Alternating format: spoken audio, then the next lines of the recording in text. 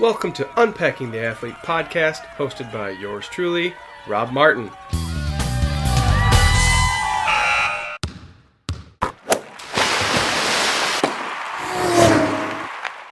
Welcome to Unpacking the Athlete, a podcast dedicated to diving deep into what makes athletes who they are.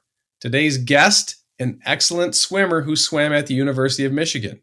Here are some of his accomplishments. In 2016, he won the junior national title in the 200 fly. He was a contributor and part of the team that won 2 Big Ten championships in 2020 and 2021. In his last meet ever, he swam 3 lifetime best times in the 200 fly, the 200 IM, and the 100 fly. He also has overcome a 4-year eating disorder and now has become healthy and is able to share his story to help others in similar situations. Our guest today is Spencer Carl. Welcome, Spencer. I can't wait to learn more about you, and I'm glad you could be here today. Thank you. I'm excited to do this. Awesome. Well, like always, I get started kind of with an icebreaker question. And today, you didn't get this question, so this is going to be something that you didn't get to see. Okay. If you had to get in the pool right now, which of these events would you rather compete in and why? The 500 free, the 200 fly, or water polo? Oh, man. So I actually just started getting in the pool a few days ago, and it has been miserable. I'm in pretty good shape, but not swimming shape at all.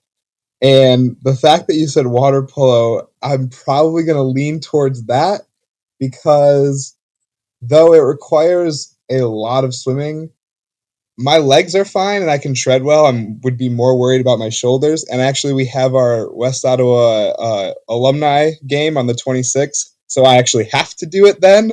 But I guess that's my answer. It's like I don't really, or I guess I do have a choice, but I'm planning on being there. So that would be the next event I'm planning on doing. Oh, I that's could kind of not. funny. Yeah, I don't think I could possibly finish a 200 fly to my liking right now. All I've been able to do is last like about 30 to 40 minutes just swimming freestyle straight. So probably no actual competitive events for me right now. Gotcha. Well, it's a good thing I threw in the water polo then. Yeah, honestly. I would have had a really tough decision with that. All right, let's go back to the beginning and maybe talk about where you grew up, what school district you went to, and what age you got started with competitive swimming. I'm from Holland, Michigan, west side of the state. I grew up right on the lake. My parents moved into my grandma's cottage when I was about 1 year old, and I've lived there my whole life. So we're right on the water, and I have 2 siblings, and my parents, like, obviously it was a good idea to put both of us into swim lessons because we're at the beach all the time, and I mean that's what most people do in West Michigan anyway. Like, it's good to know how to swim. Out of the 3 of us, I was the only one that liked doing it. And then probably started before I was 5 years old, but 5 was when I had the surgery. I had developed a pretty bad kidney infection caused by reflux to the point where even now, like I need both of my kidneys. They barely function at 100%. When I had surgery, when I was 5, I couldn't do any contact anything for a couple of years after that. And because I liked swimming enough, that just made sense to continue doing. And I'd been doing swim lessons up until that point, but that's when I started swimming competitively, but in quotations, and I say that because it's not really competitive when you're like 5 to 8 years old and everybody's a little kid and doesn't know how to use their body in the water. But so that's really when I got started, and I didn't really start, I guess, getting more serious about it till I was 8 when I started seeing that I could get a little bit faster, and then went from there. And I swam. So I went to West Ottawa High School, swam with the club team through West Ottawa. until I was going into my junior year of high school, then switched teams to Michigan Lakeshore Aquatics. They're also in Holland. They swim at like the Community Aquatic Center downtown. They were like small, or they were a huge team in the past, and then they like kind of broke up, and then they were rebuilding, and they got a new coach, and it made the coach there. It made more sense for me to be there. So and then obviously did other sports along the way, but swimming was the one that stuck the entire time. Yeah. I didn't know about the kidney surgery. That's Yeah, probably good I that know. you like swimming then. I definitely think back about that because, like, and I'm sure we'll talk about some of this stuff later, but like, just like the competitiveness in me is like, if I didn't swim, what else would I have done? And honestly, I don't know because I swimming was the only thing I could do at the time. Right? It's like I didn't have the Right. choice at that time. Yeah. Let's just ask that. If you didn't have the kidney issue and you could have picked another sport to do, what would it have been? I guess the only reason I played water polo was because I swam, and that's like what got me introduced to it. So I guess I wouldn't necessarily say that. I quit soccer because it was too much running. I was too uncoordinated for basketball. I played football in middle school, and I was pretty good, but it's hard to say are you actually good in middle school or not. Of the sports that I like really like watching, I think I would have loved to have been super good at soccer, super good at tennis. In college and seeing how different athletes are treated and hold themselves and what they're given on campus, I think it would have been if I could have put the same amount of time and dedication and effort into football or basketball, I think I could have been there as well. But I'm also short, so I don't know how long my hard work and like motivation would have carried me to that point. So being a safety on the defense for Michigan football would have been awesome.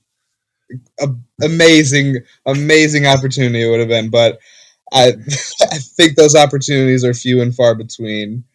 I guess though, so are they for swimming. So I guess Yeah. I can't say that. Yeah. So let's talk about water polo. How many years did you play that? And was that through school or was that also a club team? That was through school. I mean, it was like kind of club in middle school, but it was still like through West Ottawa again because they like do like summer club stuff for all sports, just try to get kids active. And so I started in sixth grade and I was like, I think one of the only ones that was allowed to do it just because I knew how to swim really well. Because it wasn't a middle school sport either. It was separate from that. I was always friends with like all the older guys on the team and if on this like on the swim club team, and so a few of them played water polo, so that's kind of what got me introduced to it.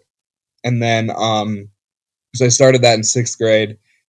Like really fell in love with it because I didn't have to have full full body coordination. I mean, you do, but it's not like playing soccer or basketball where you're moving, like having to not trip over your feet and control the ball. It's just the one. And then ended up, so I played all through high school as well. It was one of the three sports I did in high school. And really, around the same time I switched club swimming teams, that was kind of when I had to make the decision of like, what do I really want to dedicate 24/7, 365 to, because for water polo, the only way you're going to get any real good exposure is to go play out in California. And we had two teams in the state that had summer club teams that would go to a tournament out there and play. But that would mean I'd have to take like an extended break from swimming over the summer to do that. And so I had to make a choice then, like which do I really want to spend all my time doing? And that was kind of when I decided, like, as much as I love water polo, I haven't been playing out in California since I was 10 years old, like most of those guys out there have. And so the opportunity to play in college is way less than it. I mean, it's small for swimming, it's even smaller for water polo. And I miss it all the time. I actually got back in since now I'm like living at home again right now for a little bit. One of the guys I played with, who's now assistant coach at West Ottawa, he asked me to like come in and scrimmage with them, and I had a blast doing it because I haven't done it in so long. And honestly, like every time I was the women's water polo team at Michigan, which is really good, by the way. I'd always like see them practicing and kind of like hang out for a little bit after our practice or before our practice and watch them, just being like, dang, I wish I could get back in and join them. So you really loved the water polo. I did. It was a lot of fun, and I mean, obviously, it helped that I was good at it, but I Yeah. loved doing it too. It always helps when you're good at something, right? Yeah, it makes you smile a little bit more. Comparing this might be tough, but what would be harder? A game of water polo or swimming a 500 free? Water polo every time. First of all, swimming a 500 free takes 4.5 minutes, and at least when you're me on my team, you are in the entire game and swimming back and forth the entire game. And so it's not supposed to be that way, but my high school team, especially my junior and senior year, was filled with swimmers that wanted to play water polo. So, though I spent a lot of time on it, and actually one of my really good friends, Joe Sigler, who him and I were like the best two on the team, and we spent a lot of time on shooting and skills and passing and all that stuff. Not everyone else did. They were just like, oh, we're faster than everybody else. We don't have to worry about that. So there'd be quite a few turnovers in any given game. But I also made it a point to like use the fact that I knew I was faster than everybody in the water to swim all over the pool. You can be lazy during a water polo game, and that's just from the swimming aspect of it. And by the way, my answer is obviously 100% water polo. The physical, like getting like under the water stuff, wrestling with somebody else while you're trying to stay above water aspect of it just amplifies that. And you are drained after a quarter, and you have three more of them after that. So, and yeah, I was always okay with it. I mean, I'd come out of games not being able to see because I'd have so much chlorine in my eyes, but I always would try to stay in the game as much as I possibly could. So yeah, Yeah. it was brutal. So lots of short, quick sprints to maybe get back on defense or to try to score, trying to keep your head above water to stay to keep your breath and not Yeah, get underwater in a wrestling match. yeah, for sure. And I mean, you got like your wrapped legs pulling each other underwater, punching in the ribs, like pushing down on shoulders while you have a ball. It's a lot. Like everybody says, like, oh, it's just like it's under the water, like it's whatever the rest don't see, which is true, and then some because it's it's kind of like not like soccer and basketball where you flop and like get a foul and people like look bad on you for that because like oh flopping's bad. Like you're supposed to do that in water polo, and because you're supposed to do that, you take advantage of that when you're on defense because you can get away with hurting them a little bit more because obviously they're just trying to get a foul anyway, so you can kind of go a little harder. Um, so it is extremely physical. I mean, I've got horror stories of certain games, but yeah. You want to tell one? I'll save the more graphic ones, but I remember there was one game we were playing in Rockford, or is that no, we were actually playing home.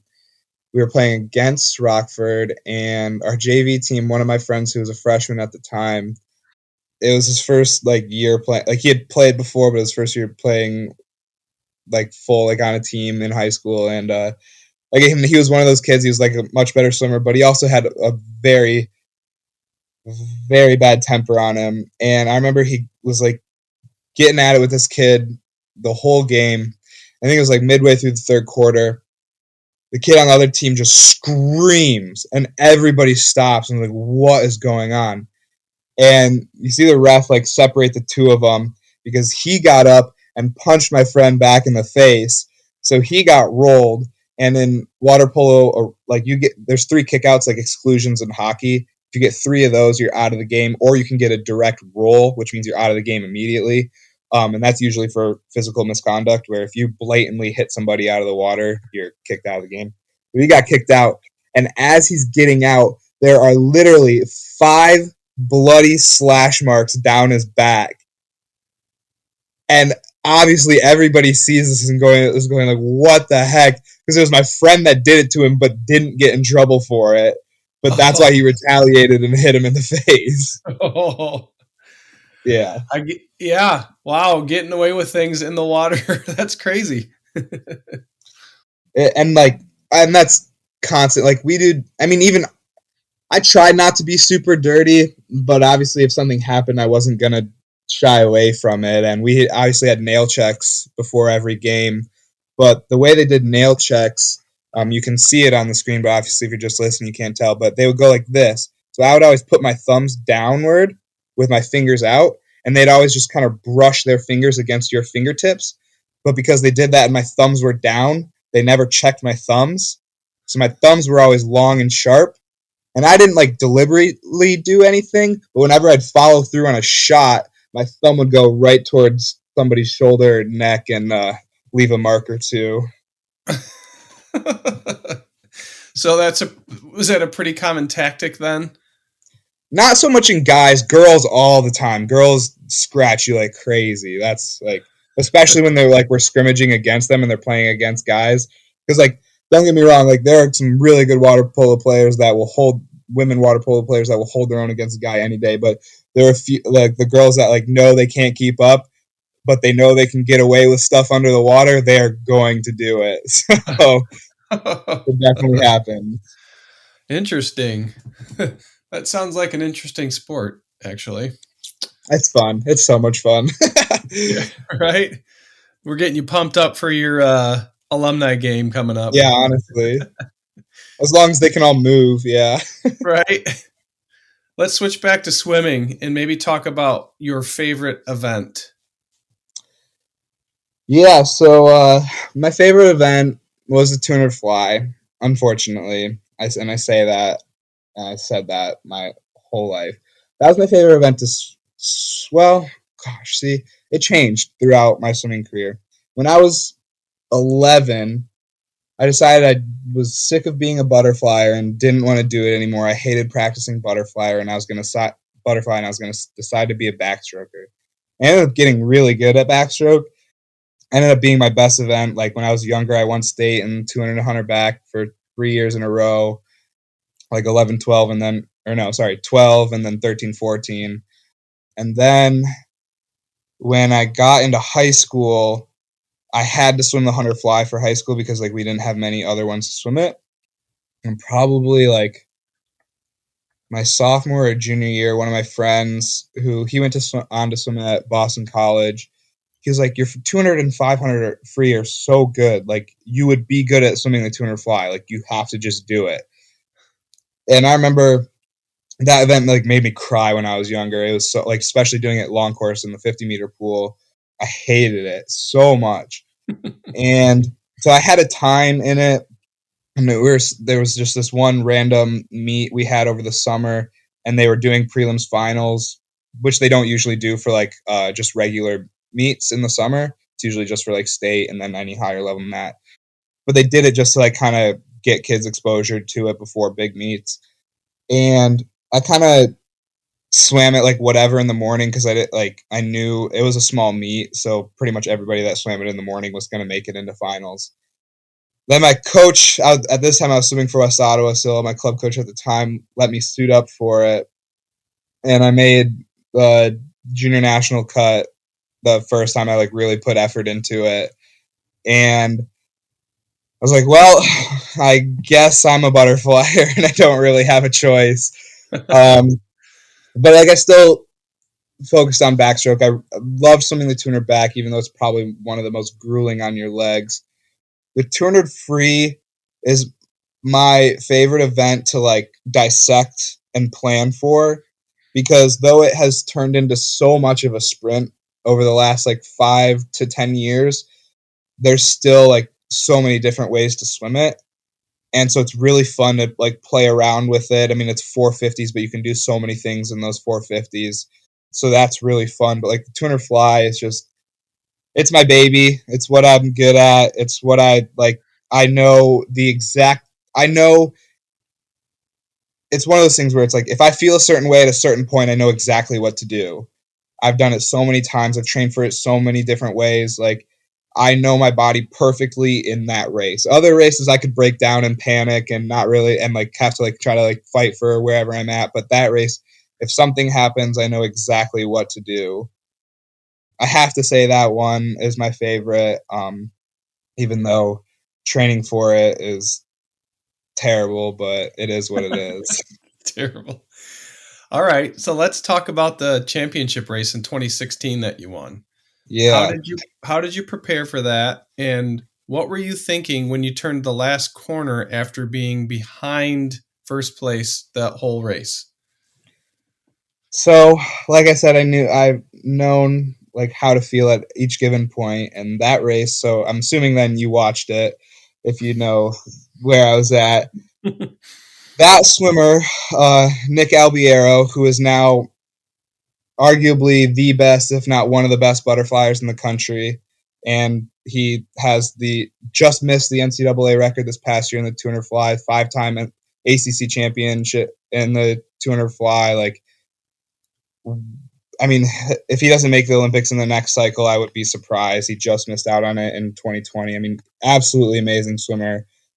I try to say as much good things about him now as I can because at the time I didn't like him. It was one of those, we never really met each other, but I had developed this own rivalry in my head with him just because like he was really good and I wanted to be there. And at the junior nationals prior to my junior year that winter, I actually swam, and actually, I guess so that how I felt in whatever 2016 is determined by what happened in 2015. So I'll start there. That junior nationals was in Atlanta, and I swam 200 fly, 100 fly, and 200 back. I ended up scratching the 200 back because it was the morning of the 200 fly. I decided I only wanted to swim that, and swam it. And I had two lifetime bests in the 100 and 200 fly. I got fifth and seventh and fifth respectively. Um, and it was like an amazing like first national experience for me. Great events. But I remember I got home the next day and I was exhausted from the whole meet and flying back home. And I was coaching the littles for club, and, and I didn't want to miss it because I like coaching them and I wanted to be there because I had already missed the whole week prior. And I got there and I was like going through the motions and I just couldn't like keep myself together. Finally, my coach comes over and talks to me, and this is while I was still at West Ottawa. He's like because he wasn't able to go to the meet, so I was there by myself. He's like, "What's going on?" And I just kind of like, and I was exhausted, so I just kind of like broke down on him. And and everyone's like, "What is going on? Like, you just had the best meet of your life." But to me, it was really like an eye opening experience of like, okay, yes, I was good, and I was top 8 in the country, 18 and unders, and I had swam my best. But the difference between where I was and that like top 4 and 3 swimmers was still a whole nother level. And everything I thought I was doing to like work hard, I was like, oh my gosh, I'm gonna have to do so much more, which is what I did. And then it was that summer that I switched club teams, and I had an absolutely brutal summer because the coach that switched to MLA when me and my friend Kyle Moss, who swam at Alabama, switched to MLA. He had coached on the other side of the state for a club team, and one of his best swimmers, Cameron Craig, who was an insanely good swimmer when we were younger. He went to swim at Arizona State and then Ohio State. Absolutely insane talent. And he came over and he had this mindset of like, Kyle was that fall going into college. I had one more year before college, and he knew what kind of practices we did at West Ottawa. And he was like, we need to get some yardage on your bodies and get you guys ready for college practices. And that summer was absolutely brutal, absolutely terrible. And then that fall, I mean, it's same sort of thing. But so that was the fall of my senior year. I still wanted to play. I was so focused on swimming that year because I knew I had, after junior nationals that summer, I knew what I had in me going into the fall. But I still wanted to play water polo because I loved it. I didn't want to miss out on it. My goal was to try to get 12 varsity letters, so I had to play 3 sports every year. So I made a deal with my water polo coach to skip the first like 15, 20 minutes of water polo practice, where it's usually just like a treading set, just like build endurance. And so that fall, from about start of school, so it's beginning of September to middle of November, I would, and I switched up my lifting too. So I was writing all my own lifting, like all the stuff I was doing to try to get myself better. It's not that I was like, I'm going to do this on my own and I don't care what anybody thinks, but I had to do it on my own because I didn't have the resources and I had to like look up all these different things to do. So I was writing my own lifting, obviously from learning from coaches in the past. And so I started to get sick of that. And so I needed to change. Well, my mom, now my whole family does it, but my mom was the first of all of us to do CrossFit. And she was like, just try it out. Like, just come try it. So I tried it. I ended up falling in love with it because it's just like swimming to me, where until you're competing against other people, it's you against yourself, you against the clock. So I really like doing that. So in the mornings, I was going 3 mornings a week before school. I was at CrossFit as my lifting.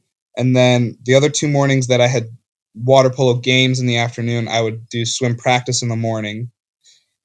And then in the afternoons, on days I didn't have water polo games, at this time, my club team practiced 3:45 to 5:45. So I would go practice because the women's swim team would practice before the men's water polo team. So I'd go practice, swim 2 hours across town. Then I'd drive back to the high school for water polo practice for another 2 hours. So for about 2.5 months, I was doing triples every single day, or triple/doubles 5 days a week, 5 mornings a week. And then we either had meets or tournaments on Saturdays. And then hit the taper. And going into junior nationals that fall, or that winter, I guess, first week in December. And obviously, I had an amazing taper because I was doing so much prior to that, that taking all that off and really getting rest and being able to hone in on what I was doing really helped. And I took it more seriously than I had taken any taper before. And on top of that, I had already committed to college. So I'd committed to Louisville before in November, because that's when signing day is. I can't remember which week, but so I had like that pressure all off of me. But I was given a full ride at Louisville, and there were some contingencies and some reluctance, and so I was, what I shouldn't have had any pressure on me, but I was like putting even more pressure on myself to try to prove that I was worth what I was getting. And on top of that, I knew it was going to be me versus Nick and Camden Murphy, who is from Michigan and went to swim at Georgia, and he was one of the best consistent 100 butterflyers in the country. And I mean, him and I are great friends. I've known him since I was younger through swimming, and he didn't have the best meet, and so it was me versus Nick essentially, and I was seated first. So the rest of the meet, this was the first meet that I've been to at a national level that we had a full team there. So we had relays too, which I had never had at like a big meet like that. So that's taxing on the body. I had a full event schedule, so I was swimming an event every day plus relays. And I'd never done anything like that before. Any big meet I've had like that, it's just been whatever individual events I was swimming, and I would scratch them if I felt bad and would only focus on the ones I really wanted to focus on. But there were younger kids that I had to be a leader for, so I couldn't scratch anything. My coach wouldn't let me, and I mean, he would have if it was like dire, but so it was. I mean, it was a full meet, and then 200 fly is the last day of the meet at junior nationals, and at winter junior nationals at least. And he did end up letting me scratch the 200 back, but I remember getting in that morning, and we were just like, let's cruise the morning, see how it goes. And it ended up being seated first overall, going into finals. And they let you pick like your walkout song and stuff when you're going into when you're seated first at like junior national. I think they do it at nationals sometimes. But that was really cool for me too. And I talked with Nick. Obviously, we're both going to Louisville, and we're like walked out in like our Louisville gear for the race, and so that was really cool to do too. And I don't know if you watched the beginning of the race when I shouted out my mom. That was my coach's idea of doing that, which is really funny. Prior to that, like getting in for warm up and finals, I remember I felt absolutely terrible. I've been doing the same things I do every day. in between prelims and finals, but nothing seemed to help. And apparently I complain about it more than I thought I did, because I remember going to my coach and talking about it, and he was like, "You feel bad?" And I was like, "Yeah." He's like, "Great, you're gonna have the best race of your life." I was like, "What are you talking about?" He's like, "Whenever you tell me you feel horrible, you're going to swim well. It's just what's been happening." He's like, "Just get in the water, swim loose for a while." So that's all I did. I didn't really focus on doing too much. Like, I didn't do any pace work. I didn't do any like high intensity stuff. I just stayed in the water and loosened up my body. I did a few like short sprints, just like kind of shock my system a little bit, but besides that, it was not much. And then on top of that, and I've worked on this over the years through college, but at the time, I could not sit still before a race or I'd go crazy.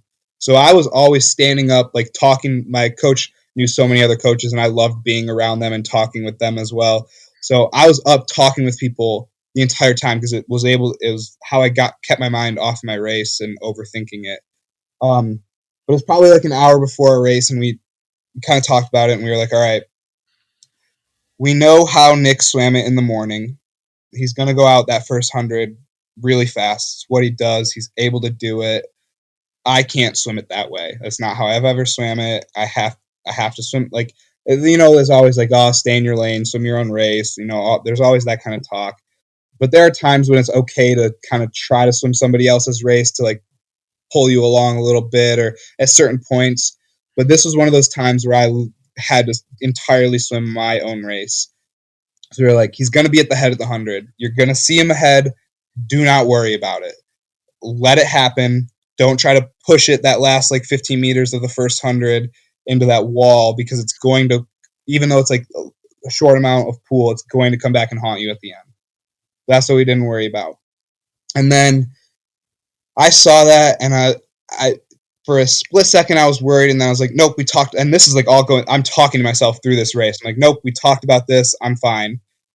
Come back into the next wall at the 150, and the announcer, of course, because I've watched it back a bunch of times, goes, Nick Albiero's extending his lead, but he really wasn't. I'd like regained on him, and at that was kind of the point I knew that I'd executed my race plan exactly how I wanted to, and now it's just up to this last 50, and it's going to be a race, and that's all it has to be.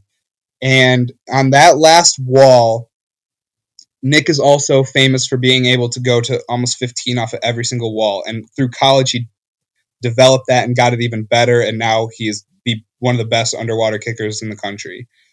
But at the time, he was still trying to get better at it. And so I knew he might push it more than he should have. And he might argue otherwise, but he took one or two more kicks than me on that last wall. And you see he stays under, and I come up.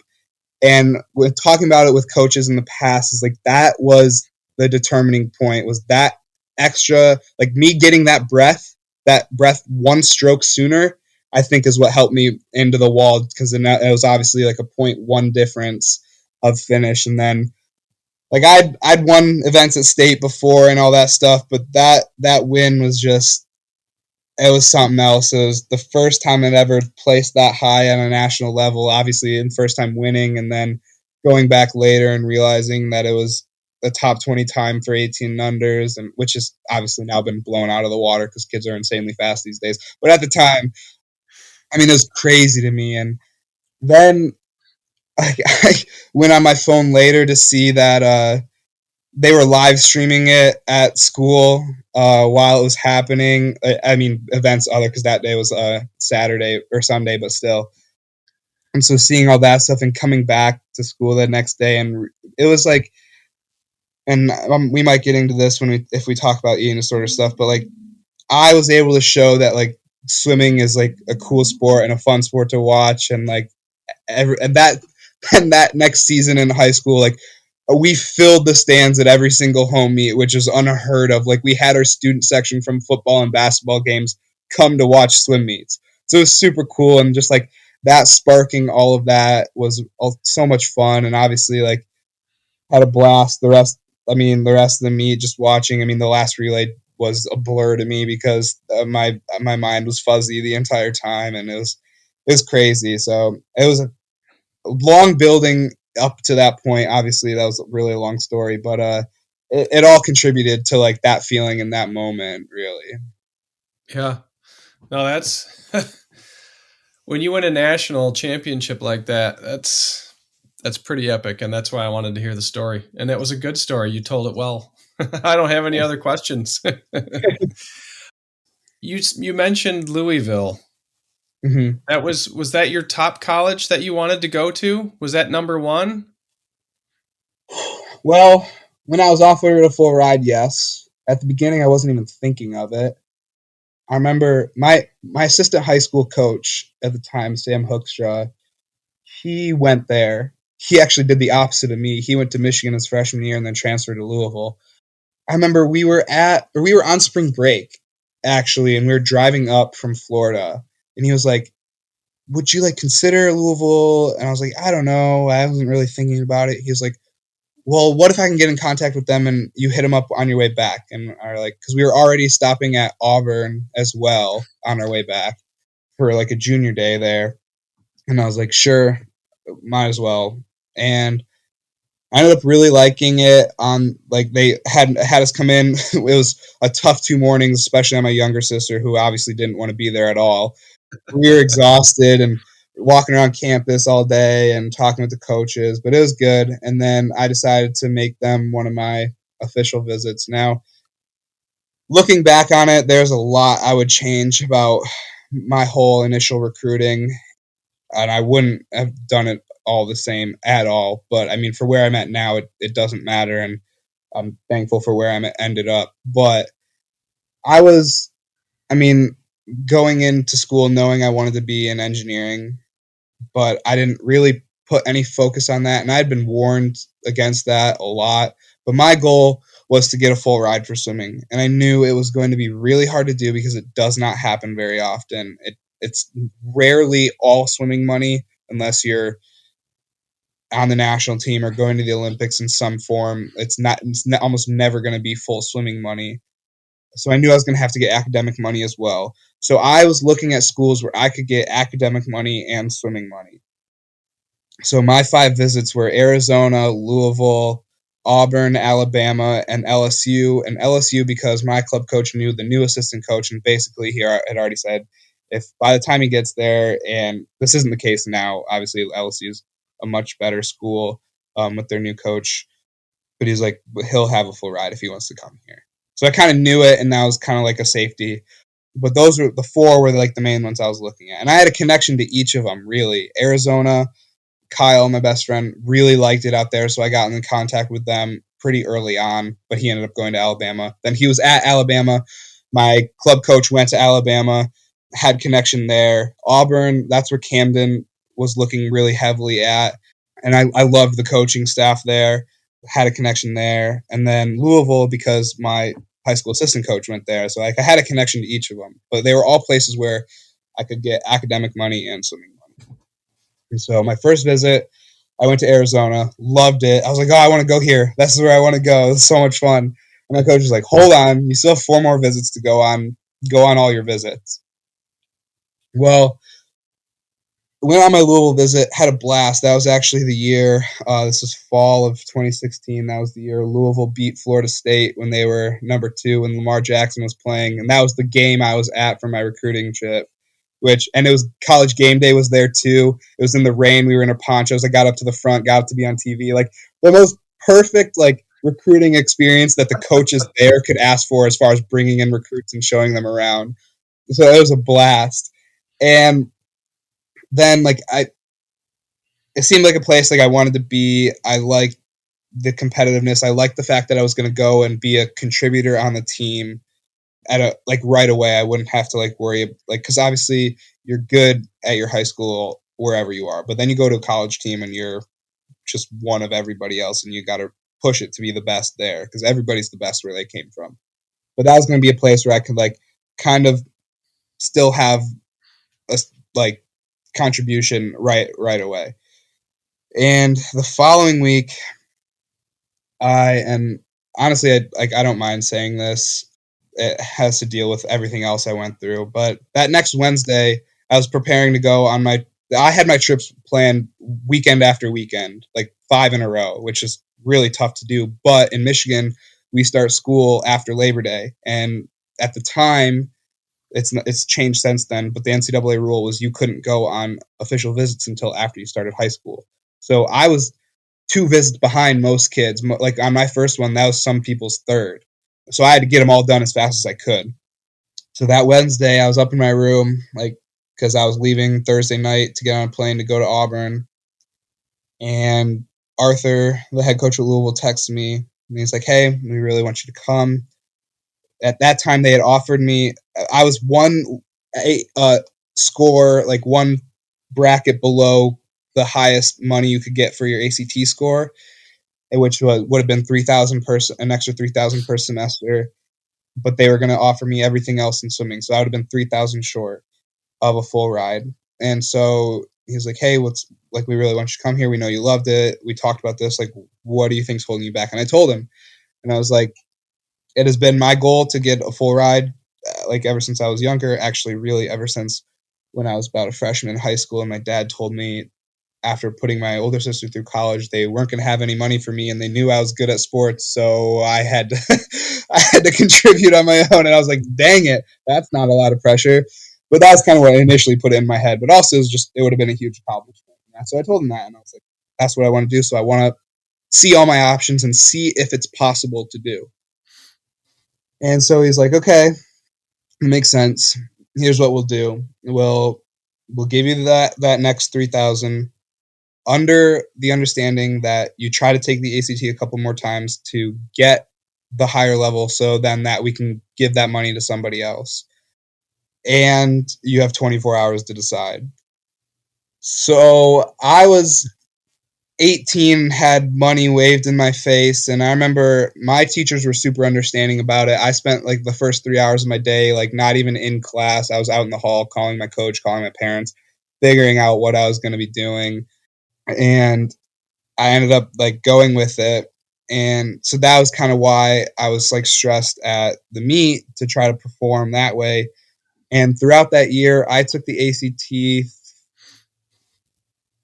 three more times for a grand total of 8 times, I think, since my freshman year of high school, as well as then I had to take the SAT my junior year just because that's what we had to do. So yeah, I put in the work and I missed it by 1 point every single time, and each time different subjects were at different higher scores. I was like, "Come on!" I couldn't like consistently get one more to be higher each time, and so that whole year, like I was like stressed about trying to prove that I was worth it. But so they were my top, but then even like literally immediately after making the decision, people were like, "Well, why Louisville?" Like, and because I would tell people I was engineering at Louisville, and they'd be like, "They have an engineering program?" Like it's not what they're known for, obviously. And so the only real reason I could come up with was because I got a full ride. And obviously, then with everything else that happened while I was there, that wasn't enough to keep me there, right? And so I would say they initially weren't my first choice. They became my first choice because I was young and had money waved in my face, and obviously I took it. But yeah. And then you made the change to go to U of M. Yes. So that fall, literally right after that junior national win, that's when things started going downhill. I'd done so much up to that point to get to that point. And so my freshman year of high school, I actually weigh 200 pounds now, but I look much different than I did then. But I was about 200 pounds, shorter than I am now. I was a chubby kid, but I was good at swimming. And so I didn't really care. Like, I was good enough. But obviously, cleaning up my eating, working harder at practice, doing more outside of practice, I just naturally lost weight as I got better and got better and better at swimming. But then I got down to my fighting weight at junior nationals, which obviously was good and healthy, but it got to that a little is good, more must be better mindset, and which was not good because I had already been pushing everything I was doing to the extreme. And I really started to feel it through high school. My last high school season, water felt a little colder. Like I couldn't finish practices the way I wanted to, but I was still doing it. I was still fine. And then at state that year. I won both of my events, and so obviously I was happy, and it's really hard to explain to people like what's going through your head when they're all super happy for you that that happened. But like I didn't perform how I wanted to perform. And all this time I thought that what I was doing as far as restricting what I was eating was helpful because it was helpful in the past. That bled into the summer where things got started to get really, really bad. I got freezing in the water. I could not finish practices at all, but my club coach didn't really know what was going on. And he every day I see him now, he'll apologize for that happening. Like it's, but we didn't know, and it's I don't blame him. It's not his fault, but like we didn't know because like he kind of got on my case a little bit about like, oh, like why aren't you doing this? Why aren't you doing this? But like because I couldn't, but we didn't know why. Then I get to Louisville that fall, and things were not good. And we do this like September training where we have like a few dry lands outside, and we do like certain things, skill things. And before our inter squad meet, it's like red black week. There's a series of competitions that are like dry land and swimming included up until that point where you can like score points. Well, that Monday, I ran a 5:09 mile, which for a swimmer is pretty solid. I had the fastest mile run on the team, but then couldn't do anything else the rest of the week. Like my energy was already gone after day one in the morning. So all of the rest of my competitions were not good. Like had no power. And then throughout the year, I was swimming times slower than I was my freshman year of high school, and which was obviously a problem because I was on a full ride there and was just a year before like a national champion swimmer. But again, I refused to acknowledge what was going on, and nobody else could really understand what was going on because I refused to acknowledge it. And then I started working with psychologists and nutritionists, and while I was there, it was not a healthy environment. Like the coaches could not really wrap, especially the head coach, could not really wrap their heads around like a male college athlete having an eating disorder. So I was always labeled as having like disordered eating, and there was an easy way to figure it out and get around it, but obviously there wasn't. Um, and so it was just not a good environment for me to be in. And I was putting so much pressure on myself because I was on a full ride, and I've always been money conscious growing up, and obviously at this point it was to a detriment because I was letting that be a factor of like being like, oh my gosh, I need to stay here because I don't want to give up a full ride. I'll figure out a way to get better. And you know, even when I would lie to the nutritionist all the time about what I was eating, like this is how bad it was, and nobody knew I was lying because they didn't like monitor everything I was doing 24/7. But I could not last in the water there. I mean, Louisville's pool is known for being colder than most pools, but that shouldn't matter. Like in this case, like I was horribly underweight. I think while I was there, I got below 3% body fat, and I was about 140 ish. I was just sickly. And so finally decided, and the specific details I won't go into because it's not super nice on them, but like I decided I needed to get out of there. I needed to be closer to home, which originally Louisville was the closest school I was looking at. I wanted nothing to do with the state of Michigan. I wanted to get as far away as possible. And so I needed to go somewhere else. So, and I needed to rethink my education too, because I was still in engineering and I wanted to get a good engineering degree. So then transferring, I was looking at Purdue, Michigan State, and Michigan. Close enough to home. All two are better engineering schools than Michigan State, but still a good engineering school. I knew I would get more money at MSU. I loved Purdue. I actually really loved it there. And one of my really good friends from my club team in high school is there now. He's a senior.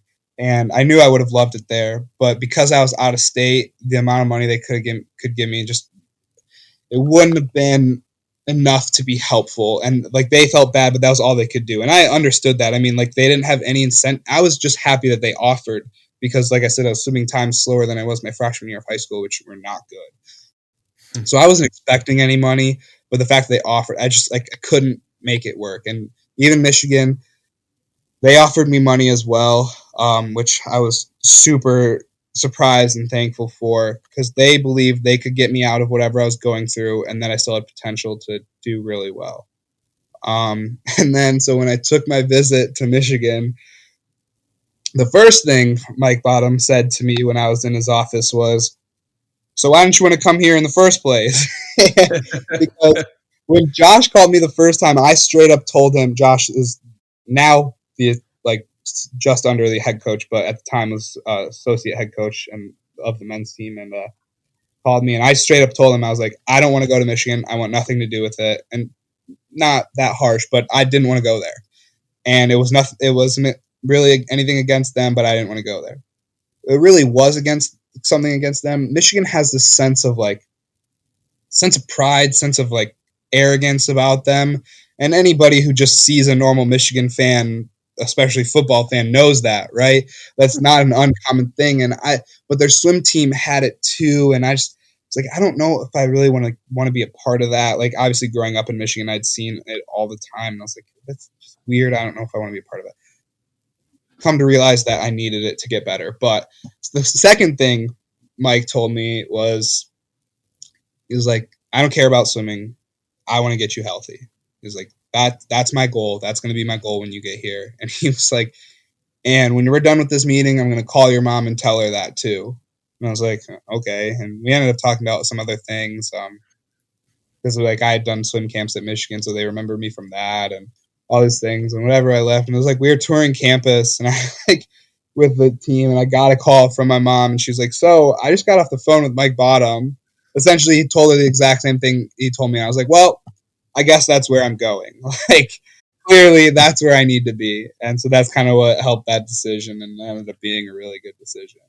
And so I'm guessing going there, having that coach with, interacting with you and helping you is what got you through the disorder. Actually, no. I actually No. didn't talk to Mike. I didn't talk to Mike about it a lot.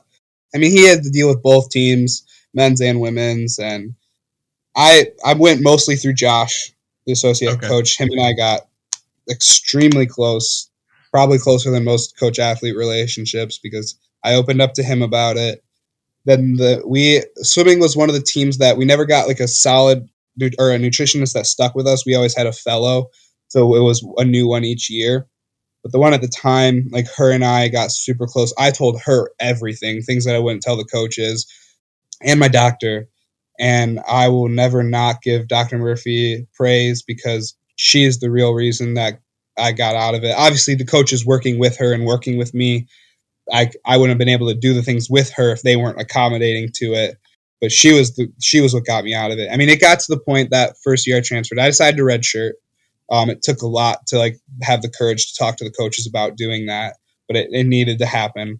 I had gotten down to less than 1% body fat and 130 pounds. I was literally fading away. I couldn't be in the main pool. I had to swim in the diving well, which was a few degrees warmer, and I would get too cold in there too. Finally, and I'd been meeting with the doctor weekly. At the beginning, I think it was twice a week. Then it became weekly. And at one point, one of our meetings, I'd been kind of lying to her as well, and still like through the stuff, like I was lying to myself about where I was at. And at one point, my vitals or my heart rate was always naturally low as an endurance athlete. But I went in, got my vitals checked, and my heart rate was 32 beats per minute.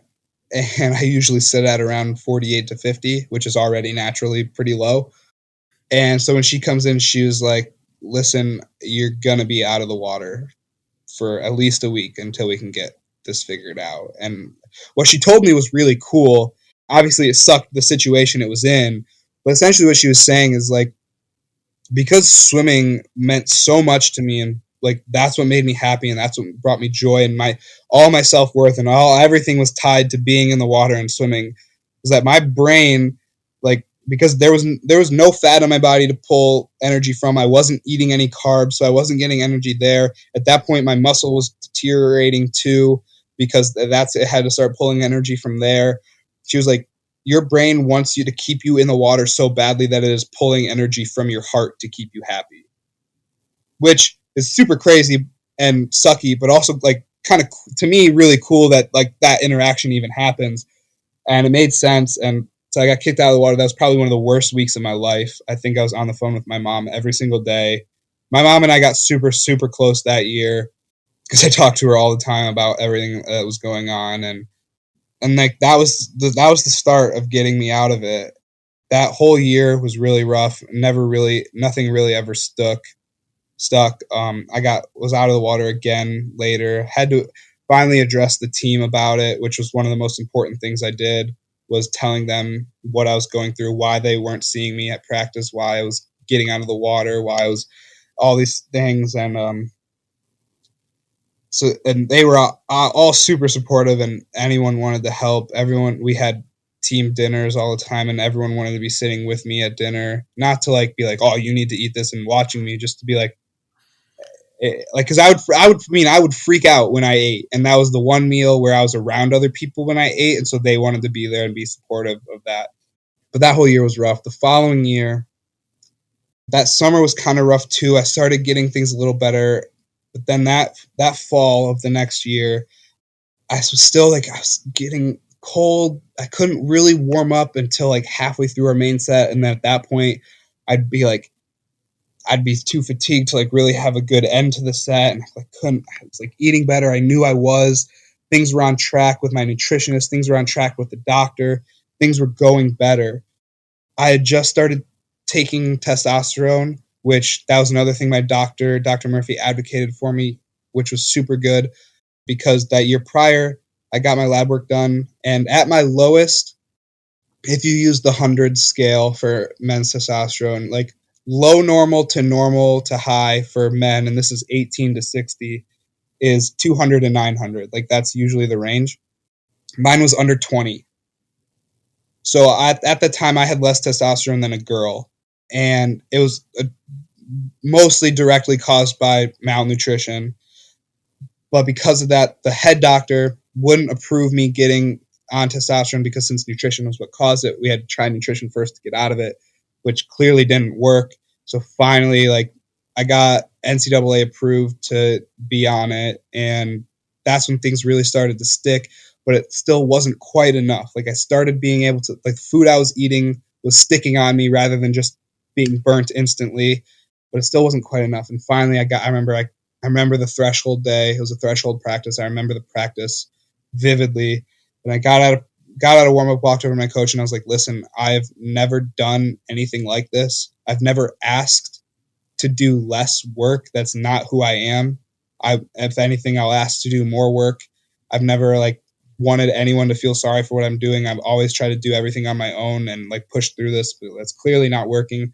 And so I'm like coming to you and asking to do less, which is I think shocked him too because he had seen everything I was going through and everything I was just trying to like put my head down and get through. And like if it was any other situation, just like a kid goes like, "Oh, I don't want to do this many yards. I want to do less." Like that's obviously not the situation.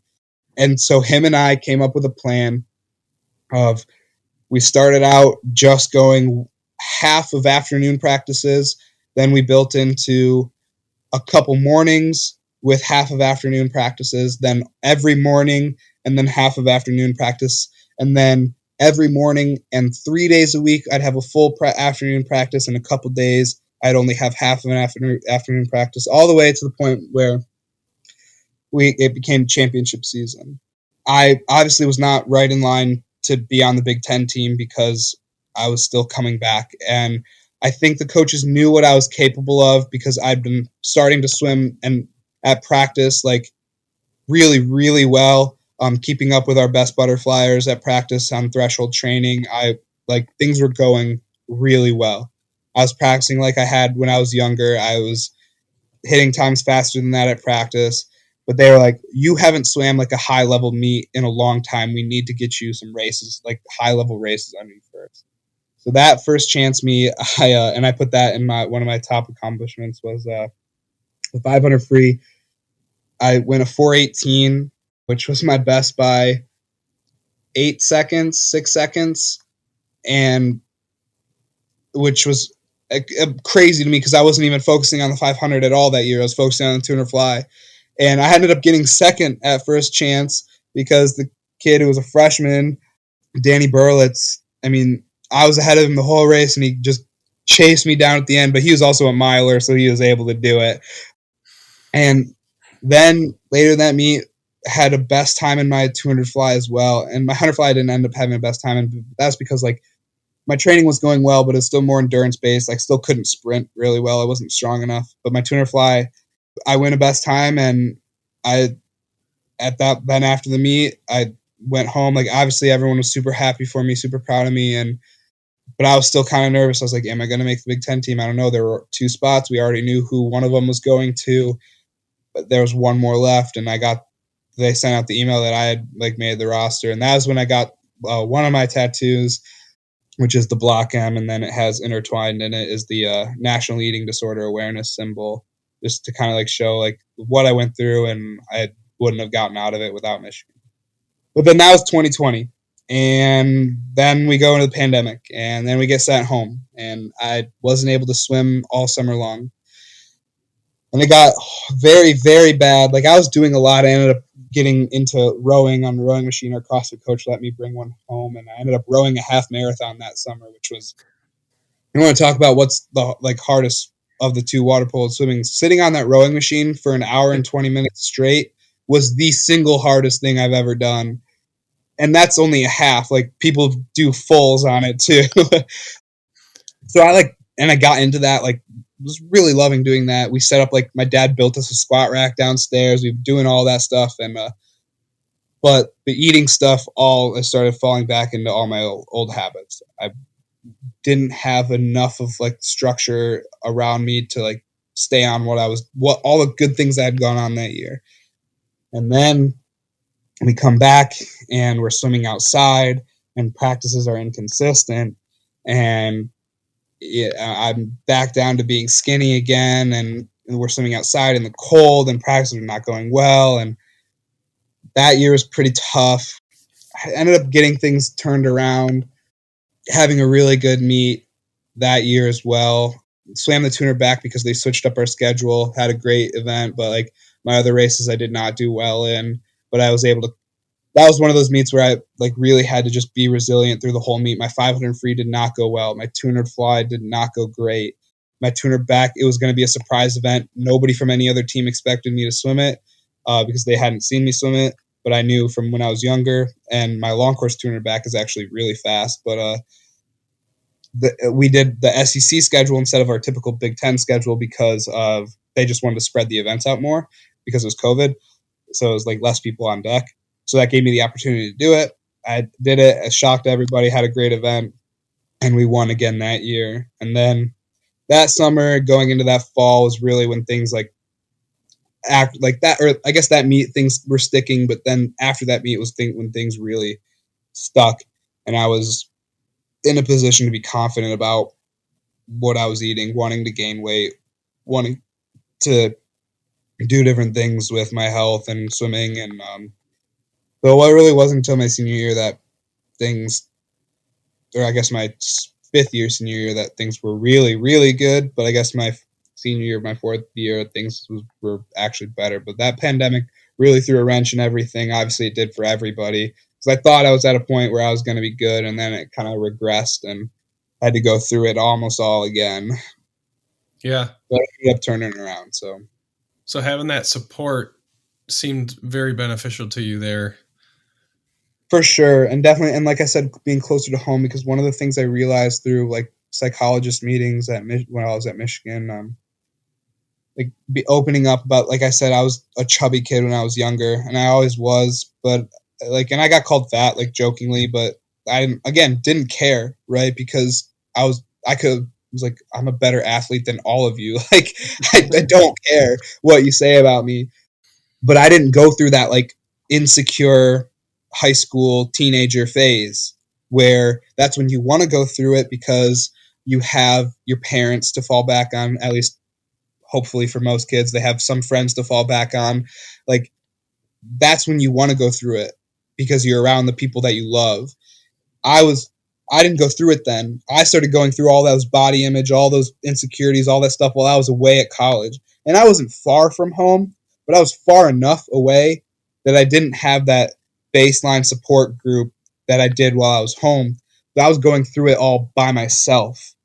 And so then, yeah, being at Michigan, I was close enough to home that if I really truly needed anything, it was a 2.5 hour drive for my mom or dad to get over. I had friends that went to MSU. I had friends that actually went to Michigan. So like I knew people like everywhere. So being there definitely had that support staff that made it a lot easier to get through it. Yeah.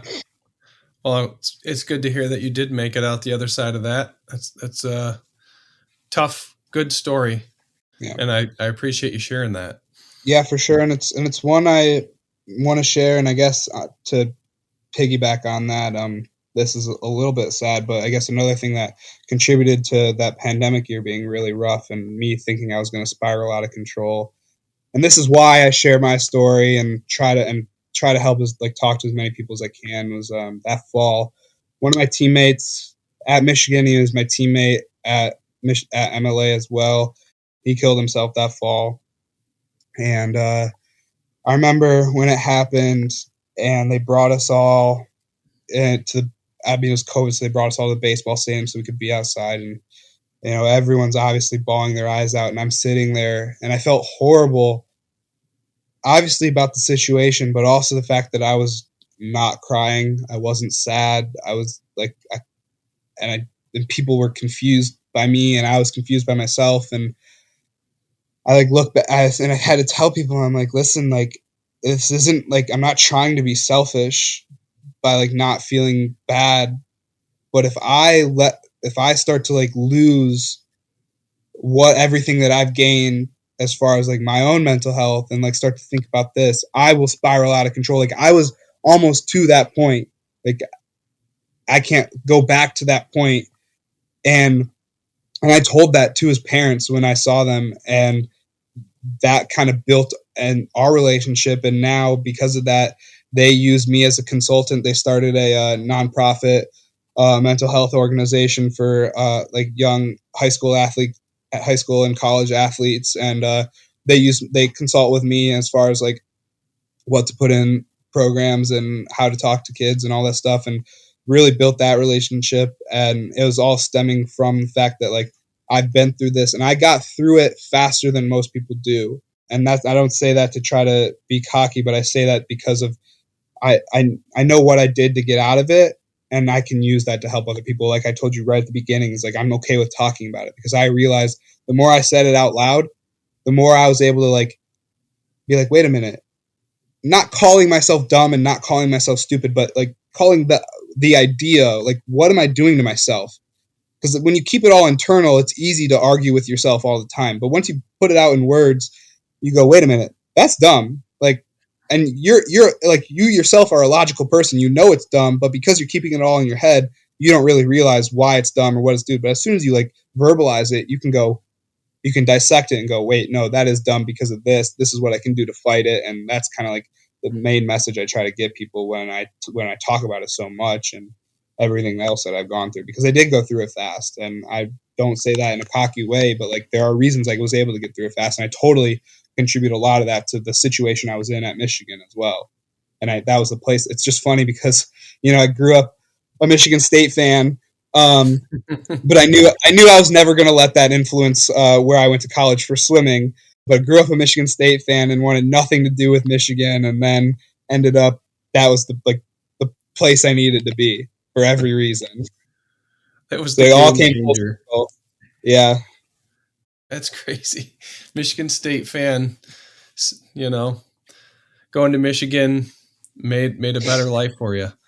yeah, We're gonna change subjects a little bit.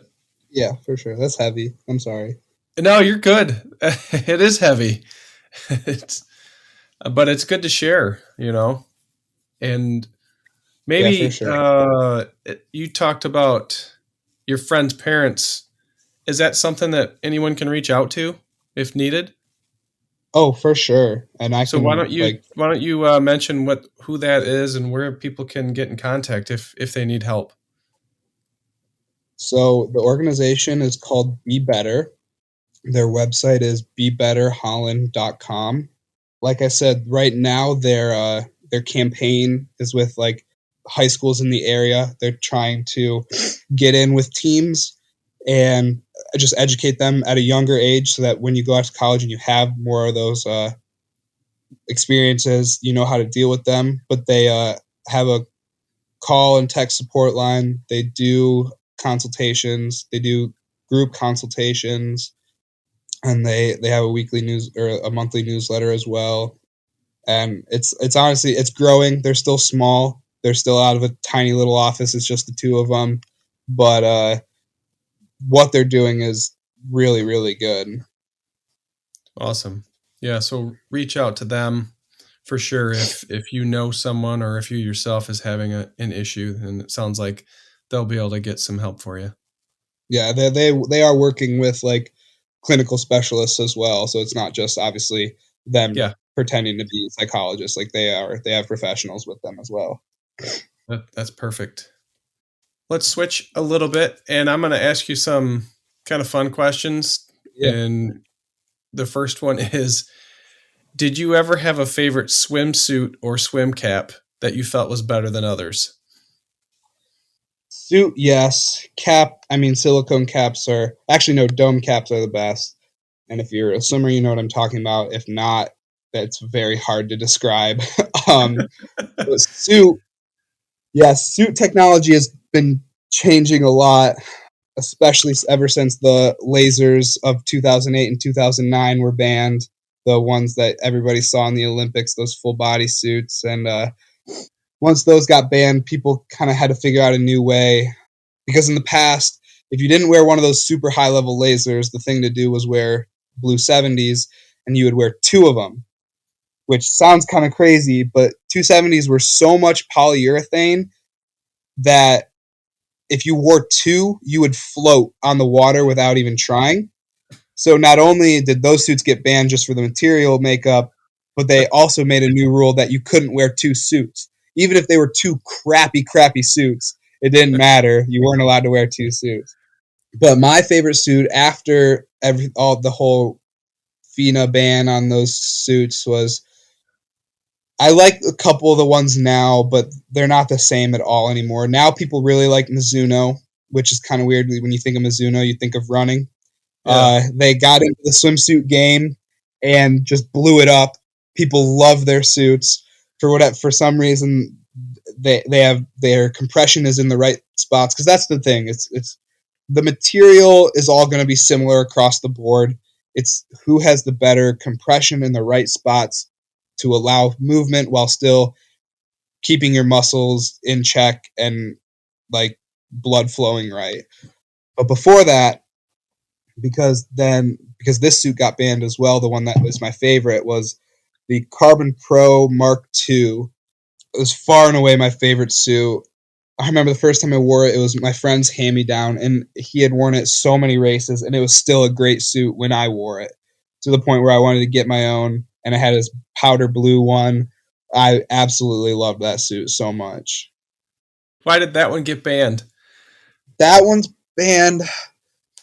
So the Carbon Pro series suits, like they had a carbon fiber skeleton, and the Carbon Pro Mark 1 and 2s, I I think it had something to do with the carbon fiber matrix in it, and it just they weren't allowed to do it that specific way anymore. And then Huh, when they tried to come out with a new line of suits, they were just never the same after that. gotcha.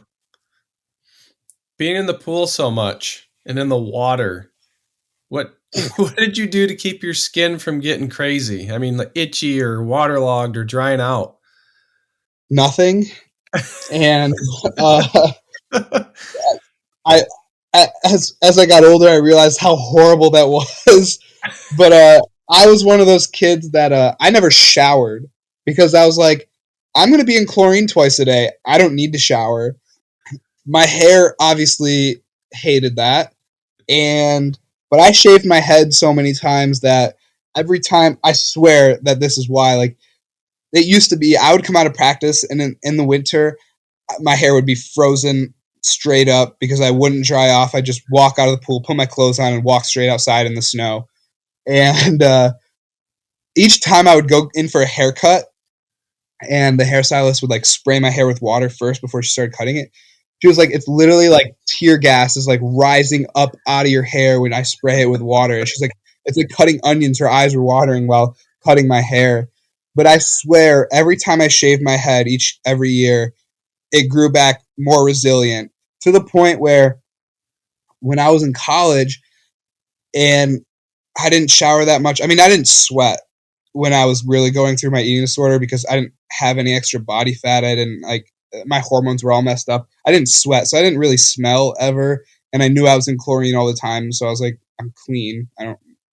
But I would same thing. I'd get out of the water and I'd rinse off in the shower if everyone was hanging out just to like get warm, but or else I'd just go get changed. But my hair was so soft, even though I never like conditioned it, never did it. Sometimes I'd only use like the dispenser soaps that were in the locker room, which are like just hand soap basically on my hair, and it was fine. And I think about that now. I'm like, God, I treated my skin and hair horribly because I never put on lotion. My skin was so dry all the time, like to the point where I would get like athlete's foot pretty bad, and it would like cut in between my toes really, really badly. But I just kind of put up with it and didn't do anything about it. I definitely treated my skin and hair very horribly. So, pro tip: get some lotion, take care of your body and hair. Yes, don't do what I did. It's not good for your hair or skin at all. Oh, why did you hang up your goggles and why? Yeah, so it was a long process turned short very quickly. That was weird. It was going to be a hard decision turned easy very quickly. At the end of last summer, I was swimming at home with my club team because I wanted to like be home and work. And that summer as well, like I had a great Big Ten meet. I started training to try to finally after, because I had made Olympic trials in 2016, and which was an amazing experience for me. But I was 17 years old at the time, and I was obviously had no plans of going to the Olympics. I was there for the experience, and it was really cool to say I made Olympic trials and got to be in the ready room with Michael Phelps and everything. And but then it was like I went through all my eating disorder stuff, so it didn't even seem like 2020 was going to be a possibility. And then it got pushed back a year. So for most people, that was not good for them, but for me, it gave me an extra year to really try to make it again. And I had to meet that summer or at the beginning of the summer. And I mean, I'd put everything into it. Everything was pointing in the right direction. For some reason, just something didn't click at that meet, and I didn't make it, and I was devastated. And I decided I just wanted to stay home and swim with my club team, and again try to help the younger kids. I know my coach had told me of a few of them that were starting to go through similar things that I had gone through, and I wanted to be there for them. I wanted to like it was going to be my last season ever with them. I wanted to like make it count and be there and help out the younger kids as much as I could. And I totally made peace with that, and I was like okay with that. And then we went to a futures meet, which is just below nationals and just after sectionals. They just added an extra meet in there with moderate time standards, and we were there. And again, we were there because it was the younger kids' big meet, and for us, it was like an opportunity to get some higher level swims in. And I had an okay meet. Okay, considering my training wasn't as consistent as I wanted it to be because I was working as well over the summer, and but it was all right, and that kind of motivated me to be like, okay, up until the end of that summer, my plan was always maybe I'll swim through 2024. I had a crappy 3.5, 4.5 years of college. Screw that. I know what I'm capable of. I like I should try to swim through 2024. Then probably a month into the season, I was like, maybe that's aggressive. I do kind of like I'm already a fifth year senior. I'm not behind, but in my head, I kind of had it in my head that I was a year behind because I'd taken an extra year of school, and I was like, I want to start my life. I want to start getting a job and making real money and going out and doing new things, and maybe I'll just swim through the end of next summer and try to make the national team or make World University Games. which they ended up not doing World University Games. So I guess it was good that I didn't make that my goal. But then, middle of November, I started to not really be able to swim, and because of my shoulder, and it was really, really bad.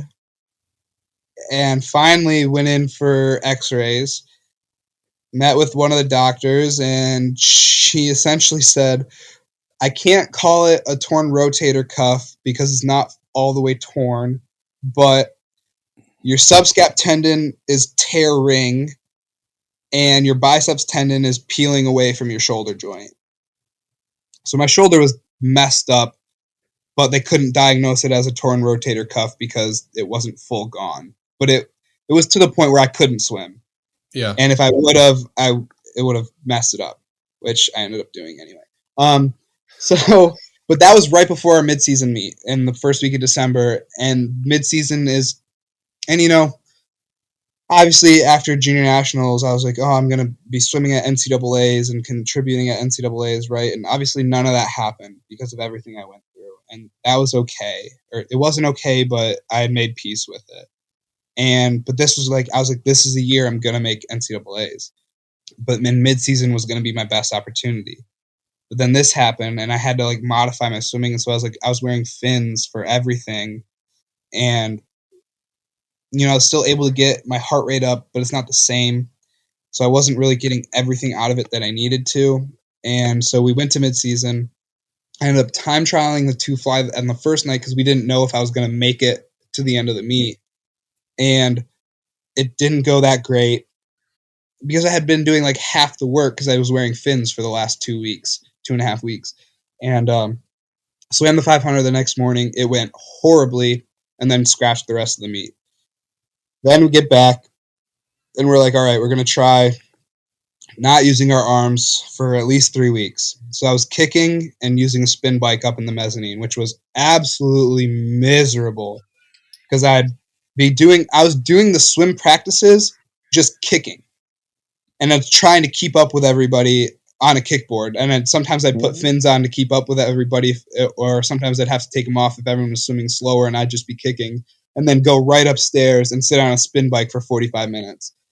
So it was miserable. My legs got really strong and my kicking was pretty solid, but I was miserable.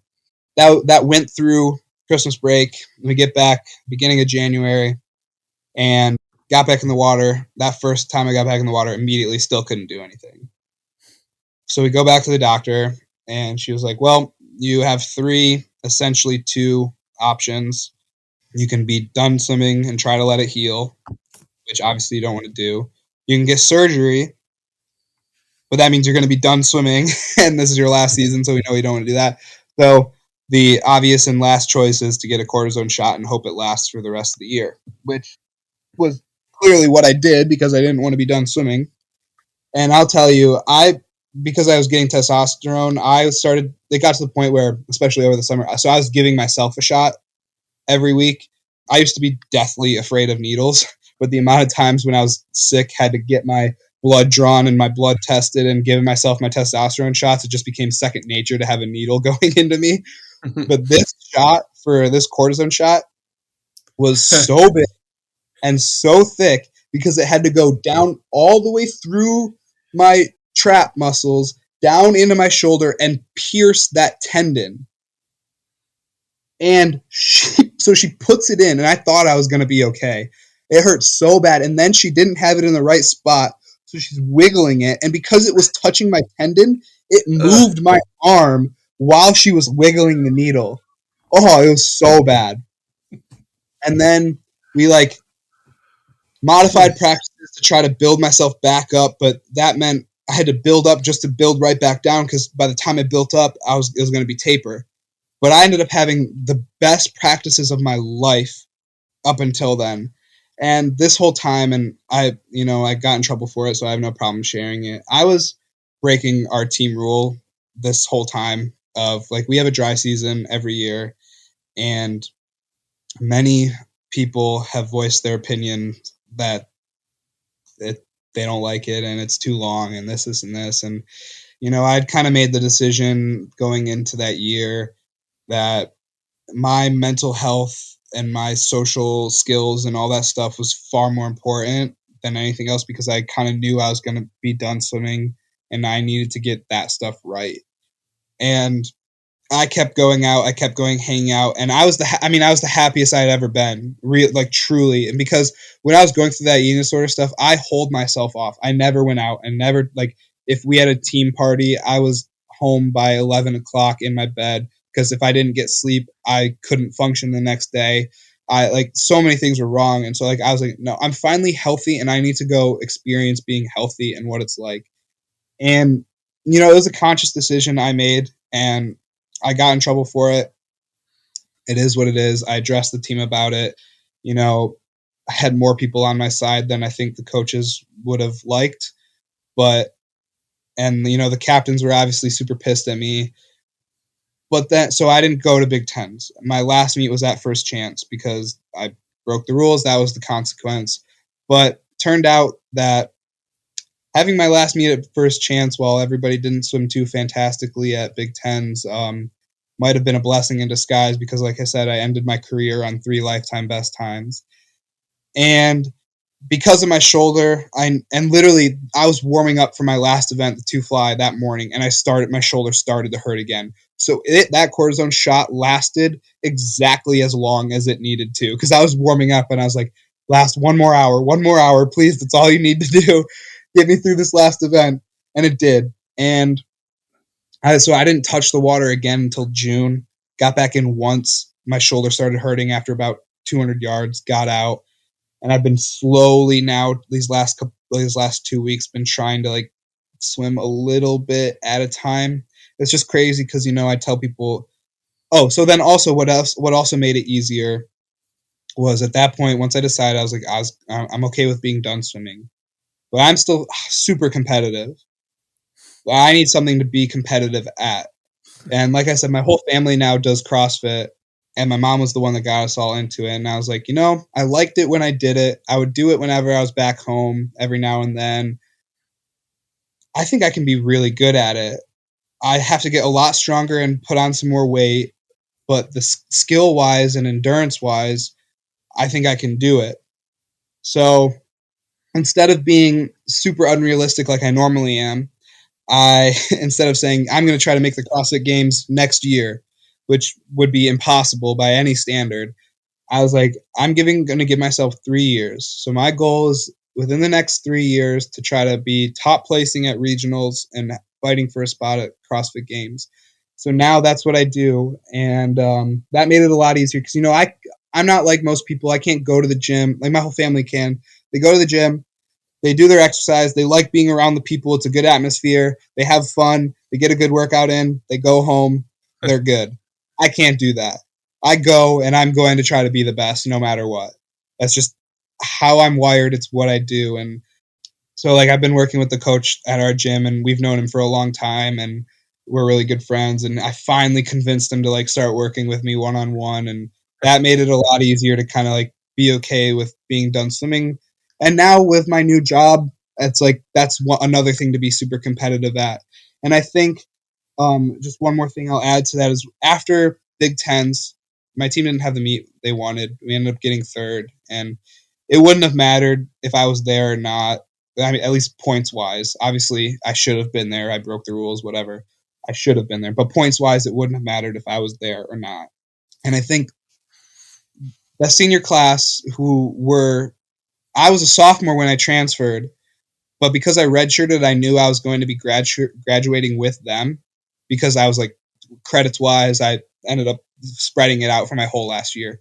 So that year I'd kind of decided I was like, instead of trying to figure out where I fall as far as am I with the sophomores who are all super close because there's only 5 of them and they got really close.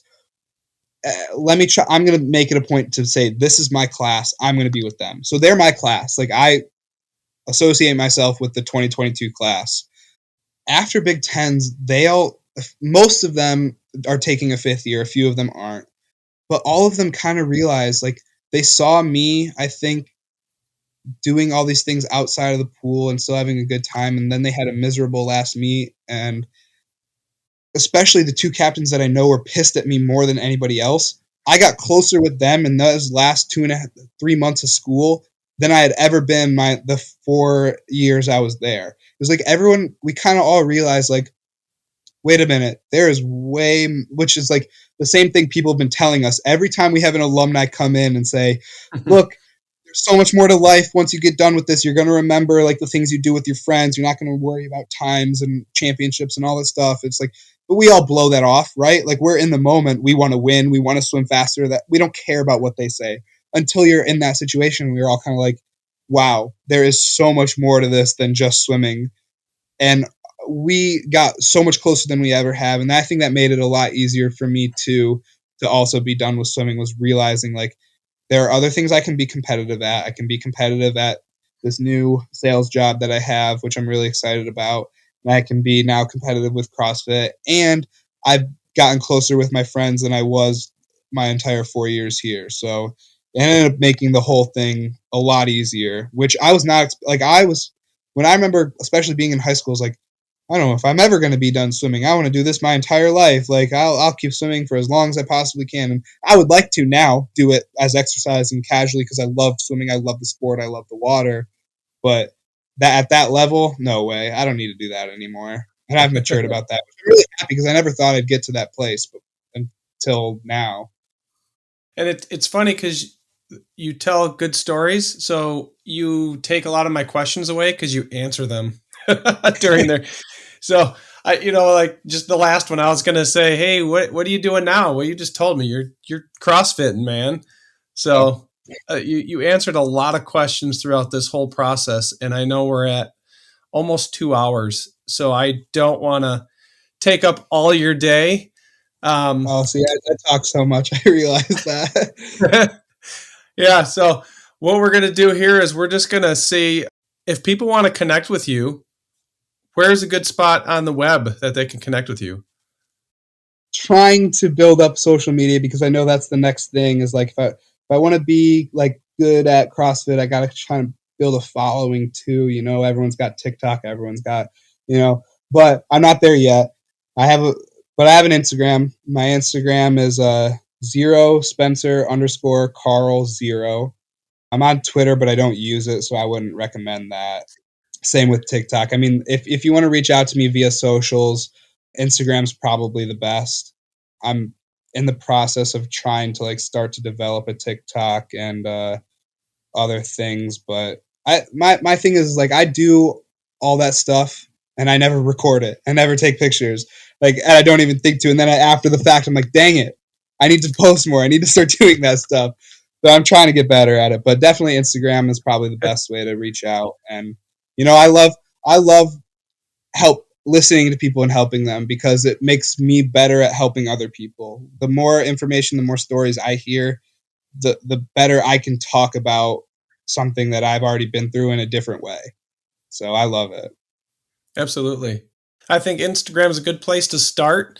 I think you need to start remembering to take a picture or take a little video of you doing like a little set in the CrossFit gym and putting that out there. And I know it's tough, but I think once you get into that routine, you'll be able to remember to do it more often than Yeah. not. Well, Spencer, this has been great. It's been a great conversation learning about your career successes and struggles. And I appreciate you sharing your story in hopes that it can help many others that maybe fall into the same situation. I appreciate you carving out the time today to have this meaningful discussion. Of course. Thank you for having me. Like when Tim told me about it, I was like immediately on board. I was like, of course, I want to do it. Anytime I get to share my story, and I try not to say this like in a overly cocky way. I love sharing it because I truly believe that like it can help somebody else because there's going to be somebody listening that hopefully it can help. So that's Absolutely. why I love doing it. It shows people So that yeah, I there's a way appreciate out. that for sure. And there always is. And I don't want to sound too cliche, but sometimes you have to be. And there always is. And there's always somebody to talk to. And I'll reiterate again: if you're in Michigan and you hear this and you're looking for help, Be Better Holland is a phenomenal resource. So Yep, absolutely. Go there if you need help. This was fun and meaningful. And to all the listeners, much gratitude.